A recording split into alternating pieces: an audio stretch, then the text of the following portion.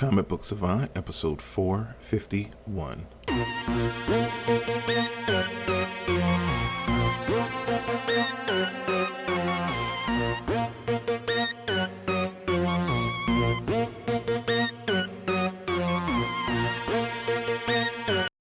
Welcome back to the Comic Book Savant podcast. I'm your host, James Harris.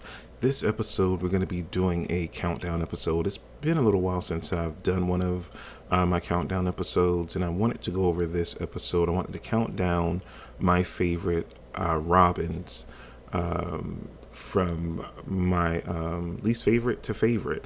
But before we get into the meat of the episode, I just want to give a shout out to my friends, over at the Comic Podcast Network. You can find them over at comicspodcast.com.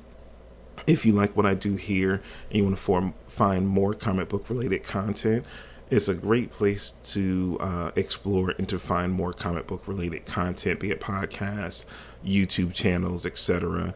It's just a great resource, and it also could be used as a resource if you're an aspiring podcaster or YouTuber that's in this genre of comic book related entertainment, that you can use it as a promotional material to promote yourself and to build up your listenership at the same time helping promote fellow creators in the space. It's kind of built on just the system of up and coming creators helping one another grow their listener base as well as promote their own at the same time, just through simple cross promotion.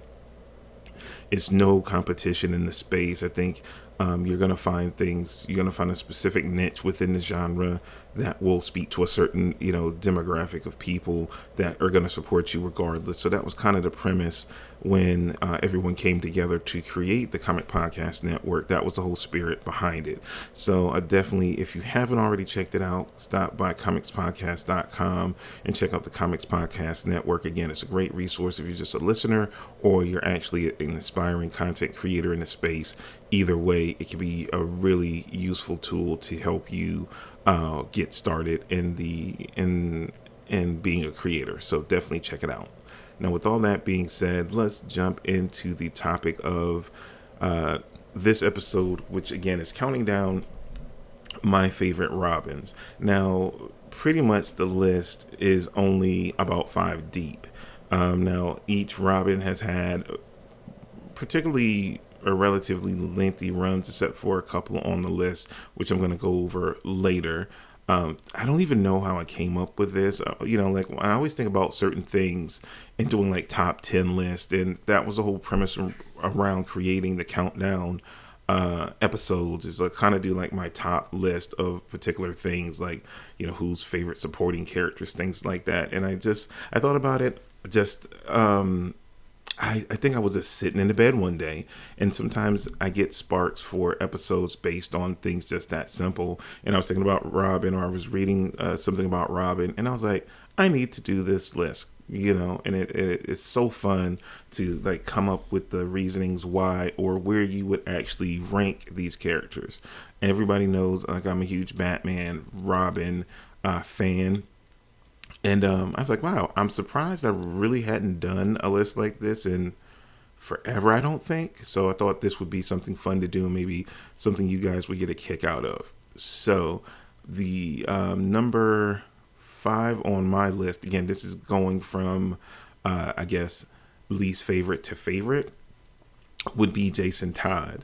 I read as a kid, I dabbled in DC. I didn't start reading DC Comics really heavily or seriously till I was probably in my early to mid 20s. But as a kid, I would read the odd issues, things that got handed down from like older cousins and family members. Really sparked me into reading comics. So I would get their kind of sloppy seconds or books they would get rid of to make room for new books that they were getting. So I read odds and ends stories, and I didn't like Jason Todd that much as a Robin because I felt like he was super cocky, very hot-headed, hot-tempered, which was funny because I was known to be all those things that around that age later in my life. But I was relatively younger when Jason Todd was really in the books. Were like in the early mid 80s. I wasn't even 10 years old yet, so I was really young reading these books, and I hadn't hit my teen angst quite yet. So I didn't really get Jason Todd as a character. Came off very unlikable to me as a character of Robin, from what I knew growing up, watching things like the old Batman Robin animated cartoon, the 60s, seeing reruns of the 60s, Adam West, Burt Ward, live action Batman show, and then watching cartoons like the Super Friends. Jason was just the complete polar opposite of those images of Robin that I kind of gathered growing up before that point, reading them. So they were very much conflicted. So it mainly put me at odds with the character, that I didn't really like it. Now, it doesn't go to say anything about how I feel about the character now, as kind of as the Red Hood and kind of the transformation of the character. I did a review some episodes back where I reviewed Red Hood Outlaw trade paperback. I think it was Requiem of an Archer. You can go back. It was a few months ago now. So much time has passed recently, so it's hard for me to keep up when I did particular episodes. But I did a trade review of that book, and I spoke, very complimentary of the Jason Todd character, how he was portrayed in that book. And I haven't read much of the character post his resurrection and things like that. It was just a few things like that I read that really how the character has developed since his resurrection. I think he's a very valuable character. But as Robin, he was my least favorite by far of the Robins, the people that took on the mantle as Robin in the comics. Next pick probably will shock a lot of people, just because if you've listened to this podcast for any length of time, we all know that I have a love affair with Dick Grayson, aka what is it now in the comics, Rick Grayson or whatever, aka Nightwing, aka Batman, aka so many other things over the years. But Dick Grayson, I love the character, but he would be number 4 on my list of Robins. And I had to think about this hard, because I love the character of Dick Grayson. And I really loved the Chuck Dixon Volume 1 run on Nightwing. I love George Perez, Marv Wolfman, Teen Titans. The thing I had to really realize when coming up with this list, and being fair, all things being equal, I didn't read much of Dick Grayson as actual Robin. I did in the 80s. I did love the New Teen Titans, and I read a lot of those books as him as a more teenage, late, what it was, I guess mid-teens to late teens, borderline early 20s version of Robin. But I didn't really read all those classic Batman titles of those comics of him in the role, to really see him go through his ups and downs in his early days as the character. So that being said, I know very little of Dick Grayson in the Robin role, outside of him being separate from Batman, being like in the New Teen Titans. That's my real base of Dick Grayson. And then going through his transformation into Nightwing. So I really associate more Dick as Nightwing, more so, and even his stints as Batman during the Prodigal, and also during Batman and Robin, when he took Damian under his wing. So I know him more so as an adult, as other personas, more so than I identify with him as Robin. Even though he's the first, the most iconic Robin, he's number 4 on my list, just based upon that reasoning. Next up for me, number 3 on my list would be Stephanie Brown. Now, Stephanie Brown, aka Spoiler, she was a character that I really dug during the Robin. I guess she started in the comics during the Chuck Dixon, I think Tom Grummett run of the Robin comic that he was doing. That I think that was Volume 1 of Robin. And over time, I'm trying to see. Her character kind of jumped all over the place, but I think she was introduced in that book. Actually, no, I'm looking this up on Wikipedia real quick. Um, as Stephanie Brown, she premiered in Detective Comics back in June 1992, and also as Spoiler, which was her original persona before she took on the mantle of Robin. Actually, was in Detective Comics the next issue. She took on the mantle as Robin like over. She had been around for about 8 years. She premiered as Robin and Robin issue 126 back May 2004. But she was originally created by Chuck Dixon and artist Tom Lyle. Um, I liked her as Robin, though her stint as Robin was super short. Um, I think I want to say what her run as Robin lasted for roughly around 2 years in the role as the character. It really showed a really cool evolution in her character as Spoiler. I'm trying to remember who her. Let me look at this. Her dad is a villain, if I remember correctly. Yeah, Clue Master. She's the daughter of Clue Master. The I kind of felt like if you ever watched the Young Justice cartoon, the original Young Justice, kind of the role. What's her name? Artemis had kind of reminded me kind of they got inspiration from the Stephanie Brown Spoiler character and just kind of tweaked it some and used it for that character in Young Justice. Um, where her dad was a villain, she decided to be a vigilante and to fight on the side of good. It was ties to her and her father and her family, and how that caused and created drama. I really liked her as the role as Robin because it really showed her step up and evolve. And then it was interesting too because her and Tim Drake, aka Robin, aka Red Robin, aka Robin again, I think. And I don't even know. I've lost track of the Tim Drake character at this point, so I don't know what iteration that's going on with Tim at this point. Um, I think the last maybe he was Red Robin again or some version of Robin in the James Tinian Detective Comics run. I had started reading that, and I've been getting those deluxe editions so I can actually get his whole run, so I can go back and read it. But because I read like the first trade worth and really enjoyed the Bat Family like team, and he was a member of it. But I digress. It made it complicated because Tim had been Robin. He had stepped out of the persona. Stephanie kind of took his place. They were in a relationship. So then it had this weird dynamic of it created, crazy tension with the characters as well.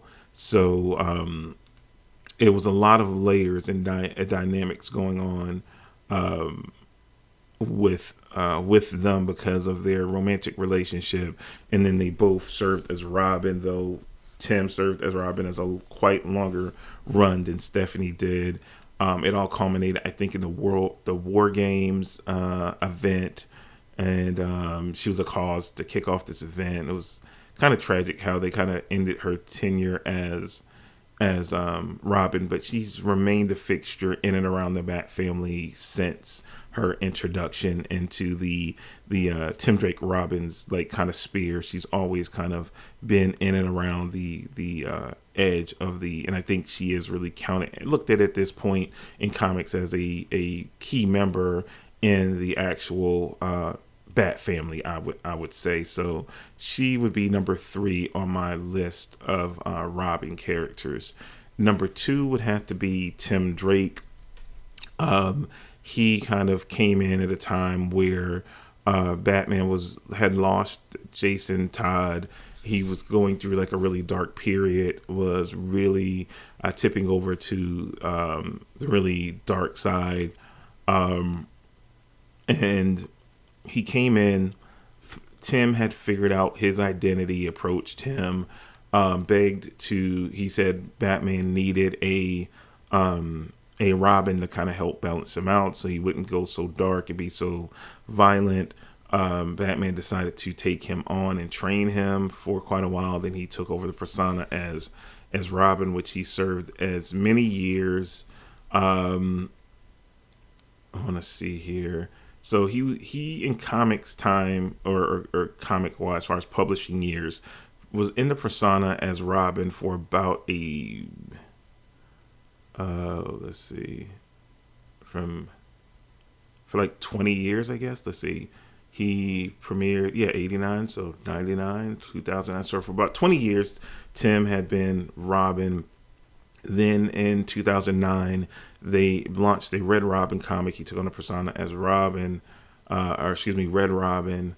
And then what I'm seeing here, because again, I haven't kept up with him since the last I really read of Tim consistently was the Red Robin comic. That once that kind of got canceled, I kind of didn't keep up with him much. I knew he showed up in, like I said, the James Tynion Rebirth Detective Comics for a while.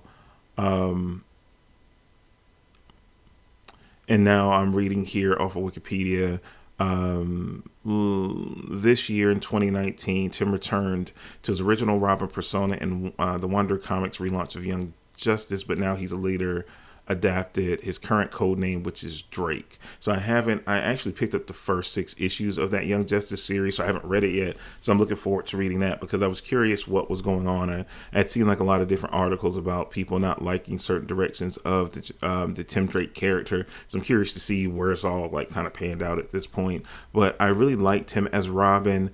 Like I said, they launched the original Robin series that was done by Chuck Dixon. When did that? Trying to remember when that series launched. It was somewhere in the. So he premiered in like the 1989. So it was like the early 90s, and that series ran for. I'm trying to see here. Do they have any listing of the comics here? They did a series of trades. So Robin Volume 1 Reborn. Let me see. I'm going to pull it up on Comixology. I want to tell you guys, because that series ran. That Chuck Dixon, Tom Grummett. I don't think Tom Grummett stayed on the book for a long time, but that series of Robin ran so I think I see it here from like 93 to 2009. So that series ran for quite a bit, and multiple writers were on that series as well. Yeah. So that again, Chuck Dixon. I can't remember what other writers, over the time, because like I said, it ran for. I'm trying to see how many issues it ran for. So it ran for almost 183 issues. So that was a really long running series. I'm looking here for collected editions. When I go here, so they did up to 5 volumes of the trade series. Then it kind of petered off, and they stopped doing the numbered volumes, but they kept going. So you can, from his debut in the Batman into the Robin series and his appearances he made, you can get that Volume 1, Robin Volume 1 Reborn, all the way into this is so weird because they stopped numbering them. So Robin went through Volume 1, 2, 3, 4, 5. Then they stopped numbering them. Then they started doing just with the subtitles. So Robin Unmasked, Robin Batgirl Fresh Blood, Robin To Kill a Bird. And then it goes on like that for quite a few volumes. And then we also have the trades here for Red Robin, because it's still kind of like a continuation of the Tim Drake story. So it's definitely a lot of reading material. I don't know how abundant these trades are physically. I'm looking here on Comixology just to pull up real quick. I don't see. Let me go back one more. I want to make sure I'm giving you guys accurate information if you decide that you want to kind of seek some of this out, because that Robin series from Chuck Dixon and the different writers, I followed and collected that series for quite a while, and it was definitely worth the read if you're into Robin. So yeah, most of these I'm seeing like go through Comixology. I'm not seeing a ton where you can get them through Unlimited, where you can check them out if you're subscribed to Comixology Unlimited. But the trades aren't like super expensive. You can get most of them for like under the $10 mark. And I see like Reborn, which is the first one I just mentioned. Then the second volume, Triumphant. Reborn is a bigger page count, so that one's like about $9. The other ones range about under the $5 range, but the prices vary depending on the size of the volume. Some are a little bit more pricey because they're a little bit more in them. So definitely worth checking out. But it was a very strong series for sure. So definitely worth the read, and check out if you're a fan of the Tim Drake Robin. Last but not least on my list is Damian Wayne. He has evolved into my favorite Robin, and it's so funny because when he premiered in the comics, I totally detested the character. I did not like the character at all. But as I kept reading Batman and how the different writers evolved his character, it really made me like fall in love with him as a character, being so young, so cocky, so brilliant. They kind of took all the I think they made him more flawed and more, realistic, being that, his father's Batman, his mom is Talia al Ghul, his grandfather is, is the Demon's Head. That's a very, very unique lineage to be involved with. And it always just struck me as such interesting, and gave him so many layers once they start really exploring it, and how he was torn between so many different things. His the way they developed his relationship, but coming in, taking over the mantle as Robin, feeling that he owned that because his dad is Batman, and the tension in the beginning between him and Tim, and how he kind of bonded with Dick, and Dick being Batman, and being the Batman when Bruce wasn't originally around, and we had the Batman and Robin, and Grant Morrison Batman and Robin comic, and showing how their relationship developed, and it's just been a unique journey. Even now with the more recent him being the leader in the new Teen Titans comic, I think it's Teen Titans. I think it's just Teen Titans. I did a review for that on the channel quite a few months ago now, 2 or 3 months ago, I think, on the new volume trade of that, seeing the direction that Damian was going in, even in that book. That was a huge, like, kind of surprise when you see the get to the end of that volume. Definitely, Damian makes hard choices. Damian is very conflicted in a lot of different directions. He's fighting against the way he was raised from his mother, and the way his dad would train, and kind of trying to forge his own identity, which we all kind of do when we're kind of at that age. So I like his progression. I didn't like, spoilers if you didn't know this, I didn't like when they killed him off. Really upset me. Then they brought him back, and then I just really think he's a fun character. He's a wild card. I just always really enjoy reading him, and it seems like they've really defined him, and the different writers that have kind of passed him along has just kept doing a great job with his characterization and growing and developing the character, which I'm all into character development. I like seeing my characters grow and expand, and they're not always going to be perfect. Like at times I feel like that's the biggest problem with Batman, is that, sometimes Batman is written that he's like a flawless character, or he always has, the right solution in every fight, in every situation. And sometimes that can, though I love the character, sometimes it can get quite annoying. So I like that, Damien's a little bit different. He's a little bit more dirtier and flawed in that way, and certain in his influences of his upbringing when it comes to his grandfather and his mother, where sometimes he's like, yo, sometimes it's just best to kill him. You ain't got to worry about him keep coming back.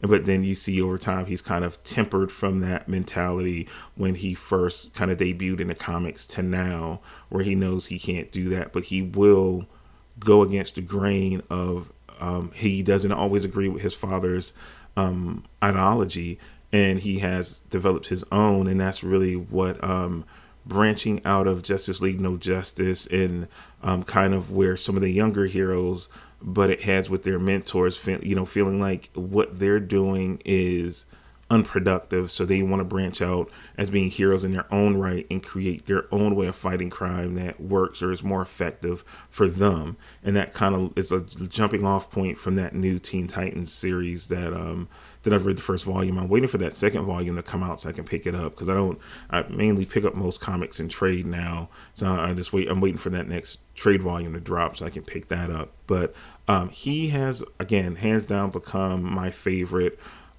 Robin, just because I just like his spunk. He got a certain spunk to him, I guess is the best way I could describe it. And I just thoroughly enjoyed the take on the character and kind of the way he thinks. He thinks like I think sometimes. It's like, yo, if someone keeps giving you a problem, clip their knees out. If you can't take them out up top, you like take the knees out from under them. Then you can take them down. If they're bigger, sometimes you got to kick them in the nards, man. Kick them in the nards. And, get them down on your level, then knock them out. You do what you have to do sometimes to win the fight.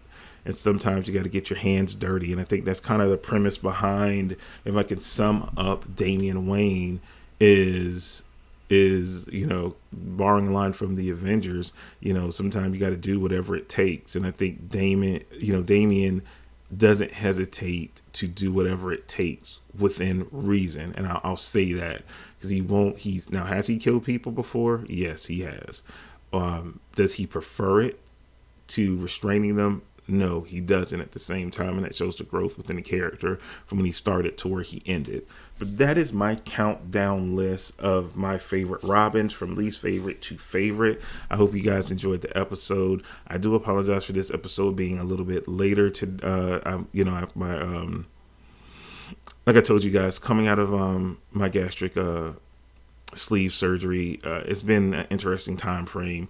Mentally, I've been back into the game and wanted to do episodes, and I've been prepping. I have so many episodes that I just need to sit and record, but I try to be in I guess it's a terminology you hear in sports a lot, where they say, the pitcher, the quarterback, or whoever is having an off day or don't have their A1 stuff. And I want to be in the right mentality and the right state of mind, that I'm not floundering or sounding like a dead fish or sounding unenthusiastic when I'm recording. So though mentally I've been back and been ready to record, I'm trying to take my time easing back into certain things, because I don't want to do things where mentally I don't seem like I'm in the ball game or I'm enthusiastic, because I love podcasting and I love creating this content for you guys. So, some certain times I have to step myself back to reset myself mentally to be to make sure my enthusiasm and, that I'm all on the same accord. And I have the energy to kind of do it. I'm still kind of adjusting, because, I think mentally I understood what my life would be post, but until you're in it, you never know how your body reacts to things, how you adjust, because it's a big